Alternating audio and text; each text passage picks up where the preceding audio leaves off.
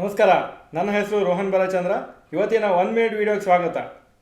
1,00,000 rupees Nifty 50ಯಲ್ಲಿ approximately July 1999 ಹಾಕಿದರೆ ಯಾವ ಥರ ವ್ಯಾಲ್ಯೂ ಬಂದಿದೆ based on the time period of holding.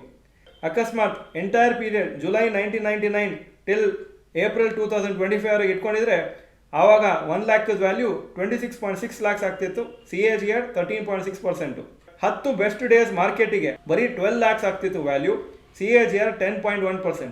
20 best days miss ಆಗಿದ್ರೆ ಅವಾಗ 6.8 lakhs ಆಗ್ತಿತ್ತು, 7.7%. 30 ಬೆಸ್ಟ್ ಡೇಸ್ ಮಿಸ್ ಮಾಡಿದರೆ 4.1 lakhs, 5.6% CAGR.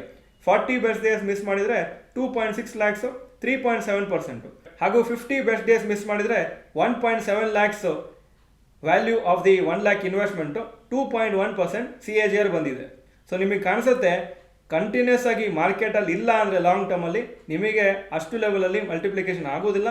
ಹಾಗೂ ಕೆಲವು ಇಂಪಾರ್ಟೆಂಟ್ ದಿವಸ ಜಾಸ್ತಿ ರ್ಯಾಲಿ ಆಗಿದ್ದ ದಿವಸ ಅಕಸ್ಮಾತ್ ನಿಮ್ಮ ಬ್ಯಾಡ್ ಲಕ್ಕಿ ನೀವು ಆವಾಗ ದುಡ್ಡು ಇನ್ವೆಸ್ಟ್ ಆಗಿರಲಿಲ್ಲ ಅಂದರೆ ಆವಾಗ ರಿಟರ್ನ್ಸ್ ತುಂಬ ಕಮ್ಮಿ ಬರುತ್ತೆ. ತುಂಬ ಇಂಟ್ರೆಸ್ಟಿಂಗ್ ಡೇಟಾ, ಇದನ್ನು ಯಾವಾಗಲೂ ಮೈಂಡಲ್ಲಿ ಇಟ್ಕೊಳ್ಳಿ. ನಮಸ್ಕಾರ. ಈ ವಿಡಿಯೋ ಚೆನ್ನಾಗಿದ್ರೆ ಲೈಕ್ ಬಟನ್ ಪ್ರೆಸ್ ಮಾಡಿ.